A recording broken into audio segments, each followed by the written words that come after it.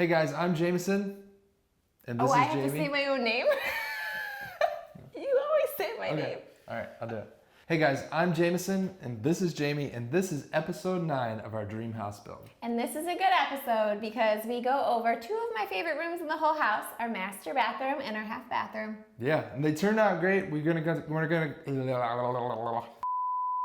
turned out great, and we're gonna cover all the products. Hold on, I'm laughing too much. They turned out great, and in this episode we're going to cover all of the products that we used and the steps that we took in order to achieve the looks that we did. And all the little grouting of teeny tiny tiles. Let's get right into it.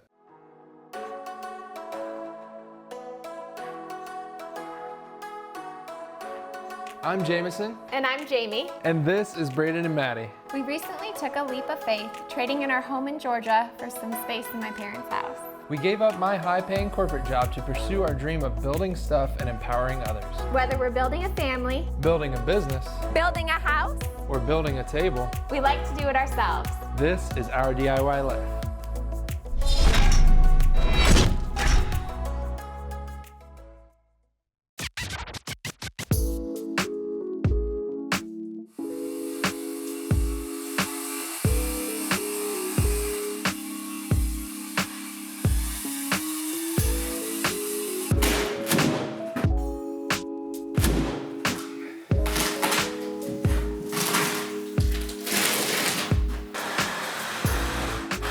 So when we first started to lay out this bathroom, we knew that there was 2 things that we wanted that were going to be have a big impact on the design.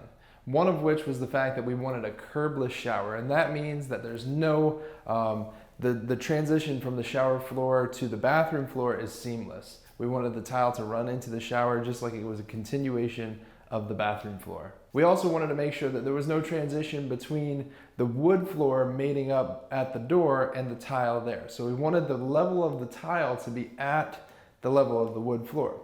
This meant that the entry into the shower needed to be the same height as the wood floors in the rest of the house. We actually had to cut out and remove the subfloor where the shower was going to go. That gave us an extra 3/4 of an inch, which is the thickness of the subfloor. So we just simply cut all that out, and then we sistered some 2x4s to the web of the I-joist below the floor, and then set the subfloor in even with the top of the I-joist.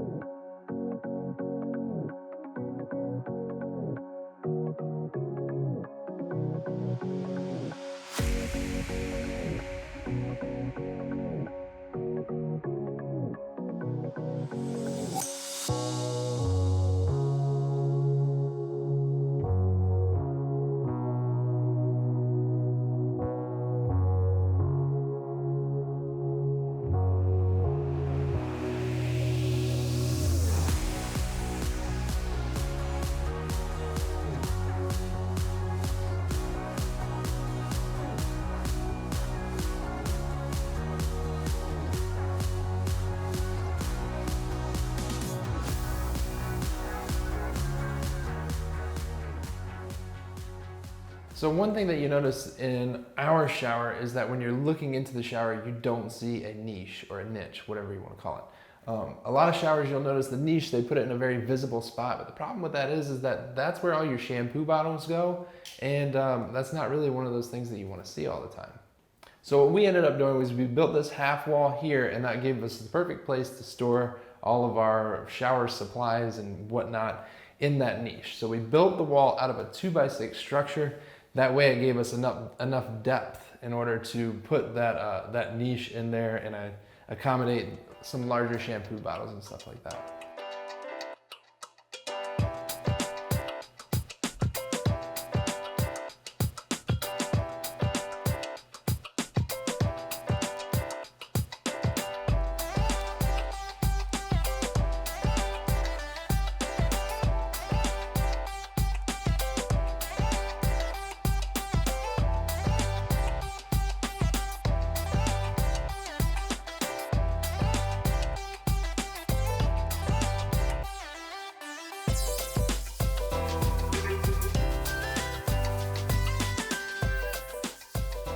So we determined our niche dimensions, we got the rough framing done, and then we got some cement board.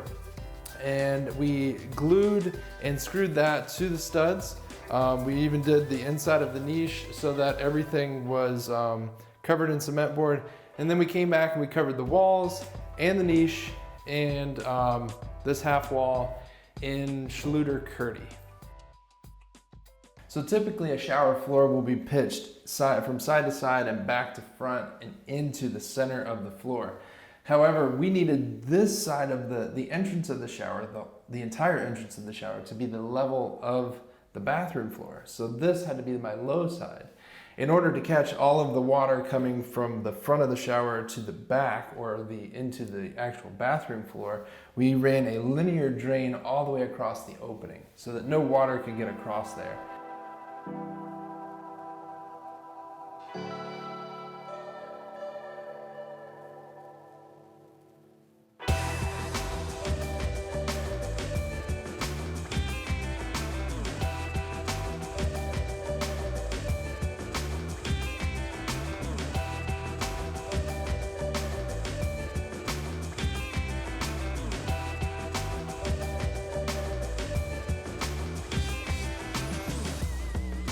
So the line drain from Kerdi comes with a styrofoam support system, and basically you just thin set that down to your shower base, and then you lay thin set over top of that, that foam support, and then you set your drain in place.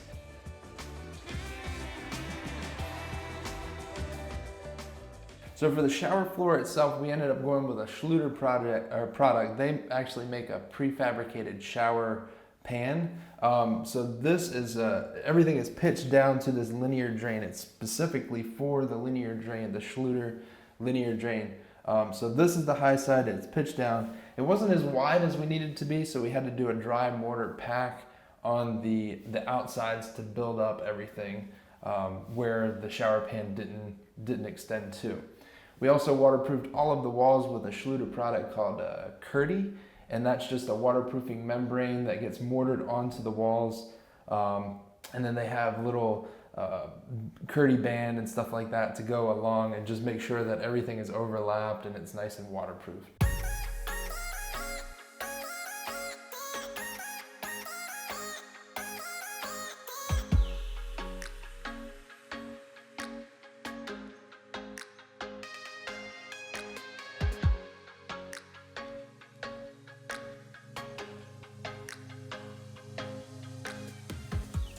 Now for the bathroom floor, we actually used a product called Ditra, and that gives us about an 1/8 inch of height to make up or to mate up with the wood floors perfectly.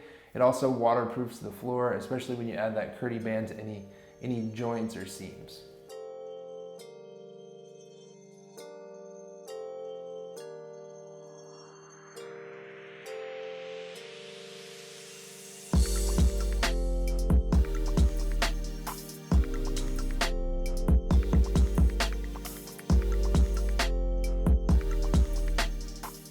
So with the shower all waterproofed and the floor all waterproofed, it was time to go ahead and start to install the tile. Yeah. So the first thing we did was install the tile on the floor. Mm-hmm. Once we had all of the tile installed, which took probably a day. Yeah. A day-ish. Yeah, the tile on the floor actually went down pretty easy. Yeah. But first we actually had to pick out the tile floor. Yes. Which was quite the process. Quite with this one. the process, but I'm very glad with what we picked out. We actually went to a business that my family owns, Esquire Interiors, and picked out our tile there. We went with it's a honed marble, but it has a bunch of little teeny tiny tiles. And I really love the teeny tiny tiles until we got to grout the teeny tiny tiles, and then it was really just torture. Terrible.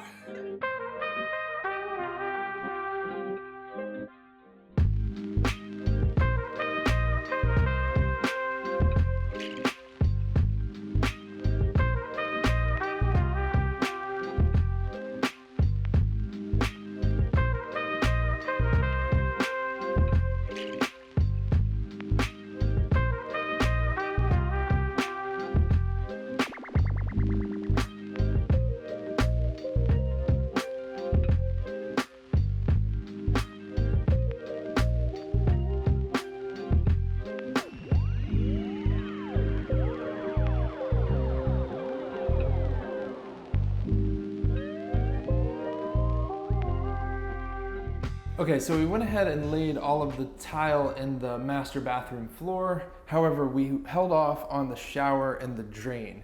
We wanted to base our pattern off of the drain so that we could basically make this drain disappear. The whole idea is to get this thing to virtually be invisible. So we've got some dark lines on our tile with the pattern that we chose that we could lay on the drain lines to make that pattern kind of blend in with the drain line. So that's what we did. We're gonna come back and now we're gonna go ahead and lay this. Now that we can climb on top of this tile, we can lay this tile, the drain as well, and then the shower floor.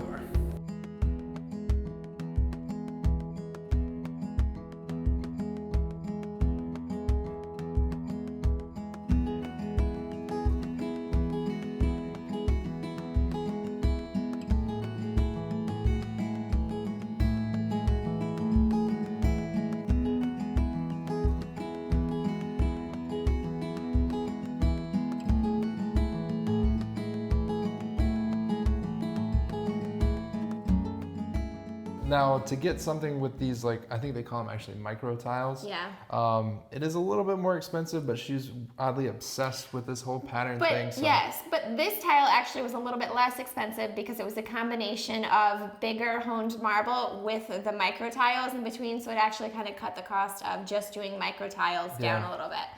But the one thing about the floors is they're a honed marble floor, and so before you go ahead and grout the tile on the floor, you need to seal it prior to grouting it so it doesn't stain the marble. So you seal it and then you grout it, and then you seal it again, because when you're grouting it, you're basically you're removing some of the sealer. So you want to seal it again after the fact. And that's one thing people get a little bit nervous about using marble in a bathroom, is because it is kind of a porous material. So if you just go ahead and seal it, it's not that difficult. It's like spraying Windex on tile and wiping it off. Yep. And you have to do it once a year. So since we used honed marble on the floor, we opted to do that on the walls as well, or to kind of match on the walls. However, we went with a larger format tile, which was, how big are these? 12 by 24. So they turned out great. It was the same thing where you had to put them up, we sealed them, and then we grouted everything. And one thing we did with the marble is we took it all the way to the ceiling, and then we also took it all the way down the wall where the bathtub is as well, around the window. And one thing we did a little bit differently is I did not want to put trim around the window, so we went ahead and used a metal sluter edge in black and butted the tile up to the metal edge around the window, which gave it a nice clean look. Now she calls it a sluter edge, but there's actually a lot of different brands that make that edge. It's just like a tile edging. I just like to say Sluter is the brand name. But if you're looking for that, it's just gonna be like a tile edging, and we went with that in matte black. We also did the tile edging around the niche as well, so we didn't use any bullnose tiles. We actually just used that tile edge, and it turned out great. I love the way that it looks. It looks almost like the windows now without having that, or that, that trim, or it almost looks like a picture on the wall, especially with that cool boulder wall. It's very clean and modern. One of the most important things for me in this bathroom was the bathtub. And I fell in love with this bathtub from Victoria and Albert. It's called the Trevento, and it's in light gray, and it is definitely a statement piece in this bathroom. This bathtub is actually made out of volcanic limestone, which gives it a very, very thin edge, but still it's very durable. And to complement the tub, we went with a Zura tub filler from Delta. It just has very nice, clean, modern lines, and I felt like it really went well with the tub. About the time that we actually set the tub, it was time to install the vanities. Now we had all of these custom made by the Amish community here locally, and made them with our laundry room and our kitchen cabinets as well. So we designed everything exactly how we wanted it to fit in here and to meet our needs, and they turned out pretty cool.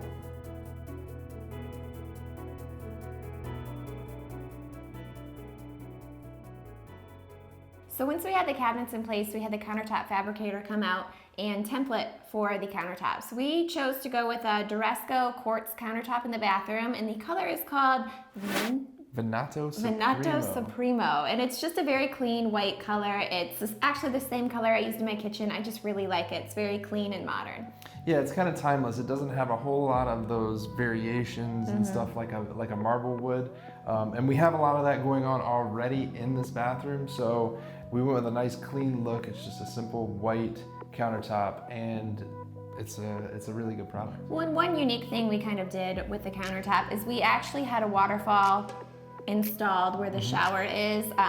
Where the Over top that of the shower wall, where the half wall was, we actually went with the same countertop that we did, and we did a waterfall going down, which I think turned out really, really well. Yeah. And it gave a perfect amount of space on the other side for us to go ahead and install that shiplap right up to it. It did. So once the countertops were installed, it was time to move on to the shiplap.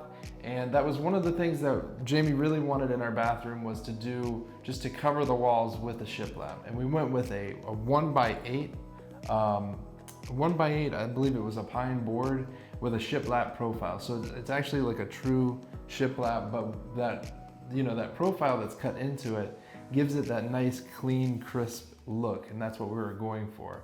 And one tip when installing shiplap is definitely paint it before it goes up. I actually, in the guest bathroom, we also did shiplap as well, and I did not paint it prior to putting it up, and it is a heck of a lot easier to put a coat of paint on it prior to putting it up. Then you come back and fill all the holes with, what do you call that? Wood filler. That's what you call it. And then we caulked all the things that needed to be caulked, and then come back and put a final coat of paint on everything. So it turned out really good.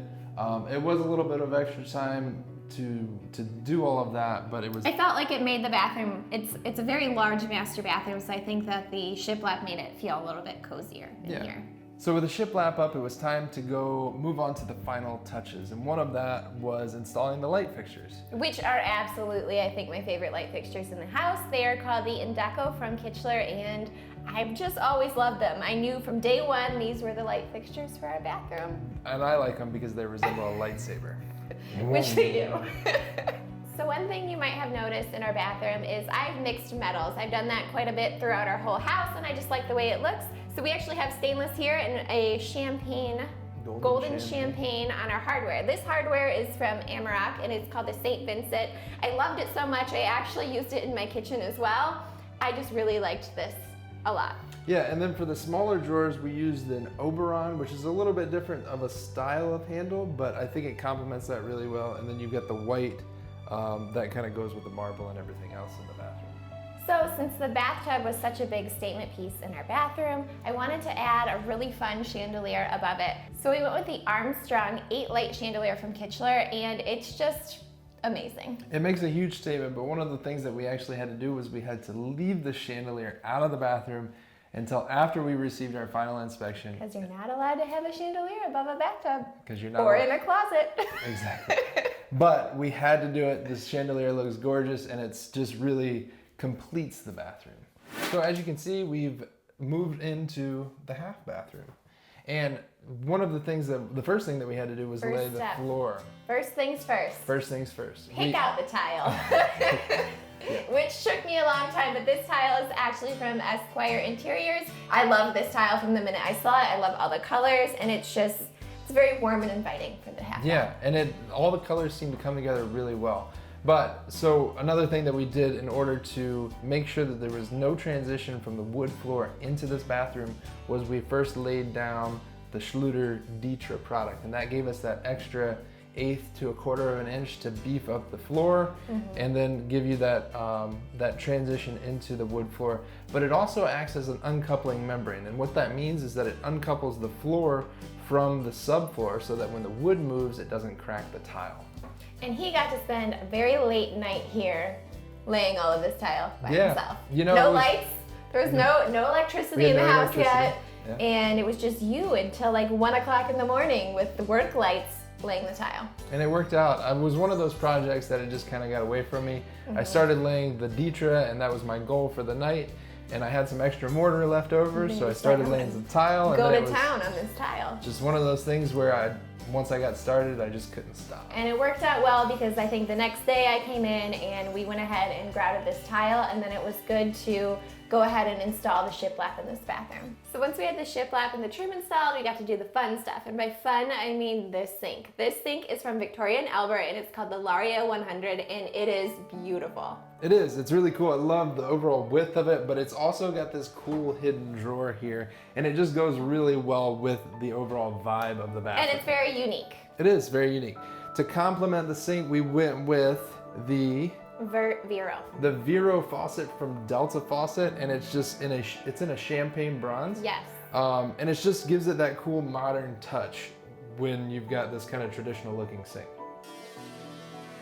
So once we knew exactly where the sink was going to be set, I went ahead and ordered this mirror. This mirror is from Hamilton Hills. I bought it off of Amazon. We will link to it below, and it works out perfect. It actually has a little bit of like a 2-inch metal edge on it, so we had to cut the shiplap to insert the mirror into...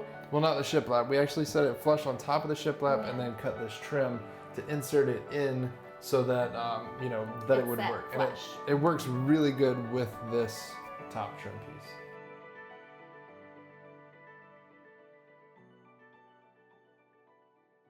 Once we had the mirror in place, we went ahead and pulled the wires out for where the sconces were to be placed next to the mirror. And these sconces are from Kichler. They're called the Alton, and they're just a really fun way to dress up the sink. Yeah, it looks really cool. I like this long stem and how we hung it over the shiplap. So I think it all kind of blends together really well, and it's kind of got a trendy little vibe. You can't say that stuff when you don't have a beard anymore.